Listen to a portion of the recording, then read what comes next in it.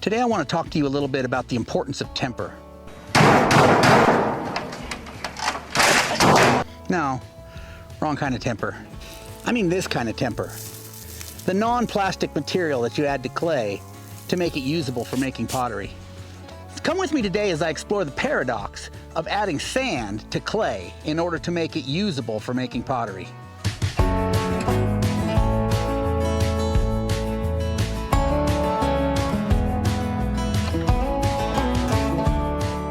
It's a tale as old as time. Boy finds great native clay. Boy forms crude pot. Boy is frustrated when pot cracks and breaks when it dries. That's what happened to me when I was a kid and I first found clay. And when I expressed my frustration to my high school art teacher, she explained to me the importance of temper, adding non-plastic material to your clay. At first, it doesn't make any sense that I would want to add sand to my clay. But that is, in fact, how you make most clay usable for pottery.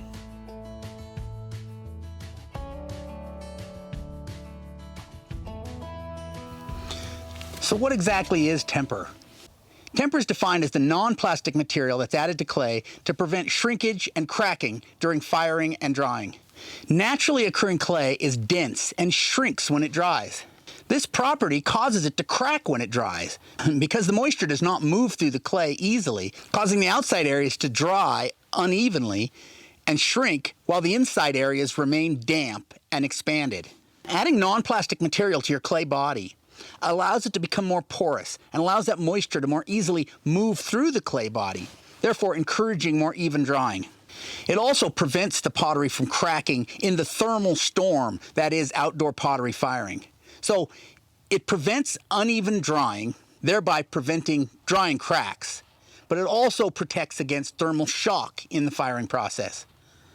Almost all natural clays need some amount of temper added to them in order to be usable for making pottery. Some natural clays don't appear to need temper added to them. This isn't usually because the clay itself has properties that allow it to not need tempering. Usually what it means is there are already naturally non-plastic materials in the clay body, be it volcanic ash or some naturally occurring silt that gives it that porosity that it needs. So it's not that the clay doesn't need temper, it's that the clay naturally contains that temper already.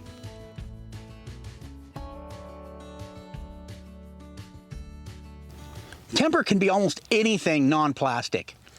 Here where I live in the southern Southwest, the most common temper material used prehistorically was sand, which is great because it's super abundant, easy to collect. Up in the northern Southwest though, the most common temper material prehistorically was ground up broken pottery. That's similar to what's used in most commercial clays today. They use something called grog, which is basically just fired ceramics that are ground and screened to a super fine consistency and added to the clay body to give it that needed porosity. In ancient times, all sorts of things were used for temper. Things like seashells, charcoal, plant fiber, even manure. Keep in mind that if you use any of these organic temper materials, they'll burn away during the firing, resulting in very porous pottery.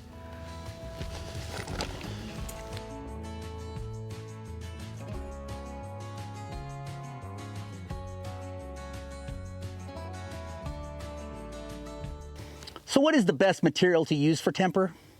I like to use sand because it's super abundant. It's easy for me to go down to a wash nearby, get some sand, pass it through a window screen to remove any large chunks, and just throw it in my clay. I also like to use ground up pottery sherds. I have a big bucket of pottery sherds at home that I run through my corn grinder and turn it into powder. That's actually a better material than sand. Wash sand, it's kind of like river rocks. It has rounded edges because it's been tumbled by nature for centuries. Whereas ground pot sherds or ground stone, things like that, have sharp edges and the clay can grip it better. So it's more effective to use a crushed material or something with sharp edges. Ground materials like pot sherds and stone require more effort to turn into temper because they have to be ground first, whereas the sand, you just pass it through a screen and use it. Ground rocks is just like ground pot sherds. It's good because it has sharp edges, but it requires more work.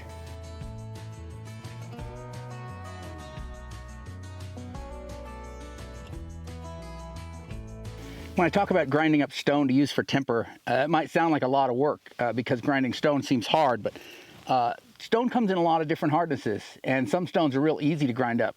So this is a soft, decomposing granite that occurs in some places in the Huachuca Mountains. I really like to use this for temper because it's really soft. You can see it just breaks in my hand and crumbles. If I put this in my corn grinder, I can run it through there and have it in kind of a sugar consistency and no effort at all. It's actually easier to grind than most clays. So if I don't have a corn grinder, I could just use a brick on a patio or something like that, real easy, and have this in powder form.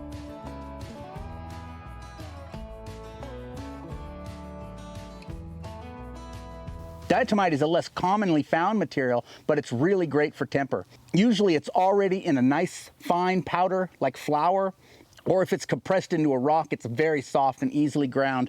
What it is, it's tiny little fossils of algae. And so it's very, very small particle size. It naturally has sharp edges, and it's almost pure silica.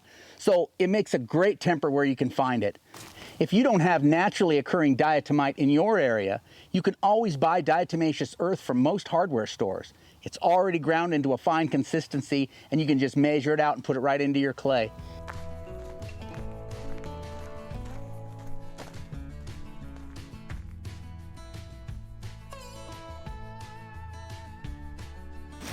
Here's a good example. This is diatomaceous earth. It's really soft, easily ground up. You could grind this into powder in no time. Some of it is earthy, it's really soft, and others is kind of chalky and easily ground up.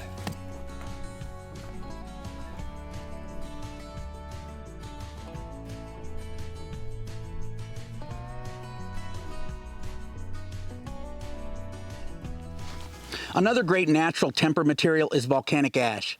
Like diatomite, it has a fine texture and sharp edges. Some deposits are loose, while others are compressed into a soft, tough stone that's usually easily ground. Be sure to wear a respirator when grinding any of these materials because you don't want to breathe this stuff into your lungs. Some of the Pueblo potters in New Mexico use volcanic ash for temper. Maria Martinez used volcanic ash in her famous polished black pottery, as seen in this old documentary footage from 1972. One of the benefits of using a super fine temper like volcanic ash or diatomite is that the pottery can be sanded smooth once it's dry. If you use sand or ground stone, the particles of the temper will stand out from the sanded surface. So sand or ground stone really don't lend themselves to sanding your pottery like volcanic ash or diatomite does.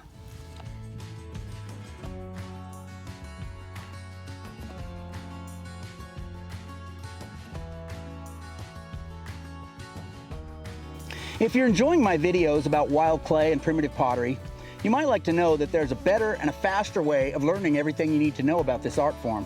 I've created a series of 4 online classes dealing with the subjects of wild clay, coil pottery, outdoor pottery firing, and natural pottery pigments. These classes can be taken at your own pace and from any place you have an internet connection. They go much deeper than my YouTube videos, and each section is capped by a quiz to make sure you retain the key points. Finish each course and receive a printable certificate of completion. It's a great way to learn primitive pottery at an affordable price, and it helps support this channel. So check it out. I'll put a link to more information down in the doobly-doo.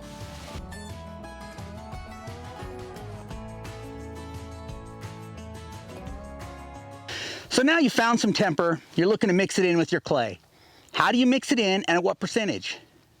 I like to use 20% as a good rule of thumb that works for most clays. So that's a 4-to-1 ratio. I'll just get some kind of a measurement, put in 1 measurement of sand or whatever I'm using for temper, and then 4 measurements of dry clay and mix them together. But every clay is different. So experimentation is going to be key for figuring out what works best for your clay and for your unique way of working. If you use that 20% and you find that your pottery is still cracking when it dries, try adding some more. If, however, cracking is not being a problem after you've used 20%, but you find that your clay maybe could use a little more plasticity, try lowering that amount and see how that works for you. You're probably not going to want to go much more than 30%.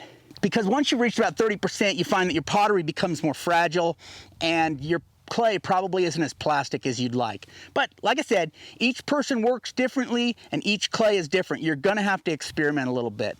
A couple things to keep in mind. One is that adding temper reduces the shrinkage. Of course, we mentioned that as one of the benefits of it. But one of the other things that it does is it reduces the plasticity. So this could be helpful if you have a very sticky clay, could reduce the stickiness. But you might also find that the amount of temper needed to make it usable brings it right out of the usability area in the plasticity zone. So keep in mind that not all wild clays are actually usable for making pottery. And if your clay has a high shrinkage rate and you just can't add enough temper to get over that, then or adding the temper removes all the plasticity that you had to work with, you might want to just move on and find another clay.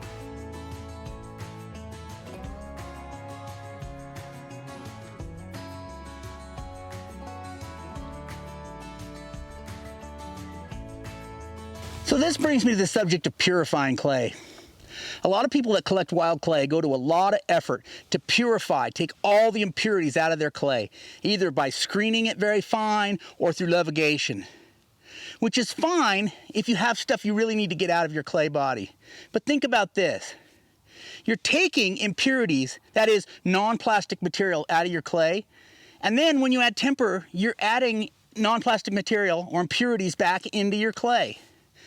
To me, this just doesn't make sense in a lot of cases, unless you have something specific you need to get out of your clay body, like limestone, which could cause spalls later on.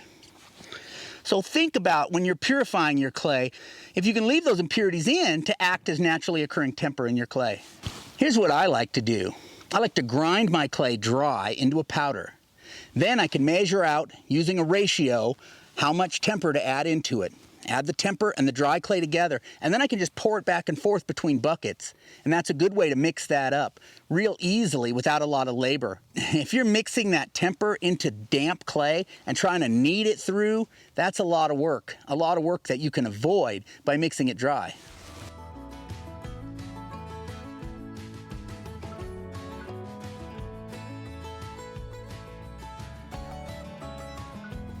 What kind of temper do you like to use? Leave a comment down below letting me know what kind of temper you like to use in your natural clay. Keep your temper. If you enjoyed this video, do me a favor and hit that like button for me. If you're enjoying this channel and you haven't already subscribed, think about subscribing so you know when the next video comes out. If you want to learn more about finding and processing your own native clay, check out this video over here, which goes into a lot greater detail about that subject. Thanks for watching. I'll catch you next time.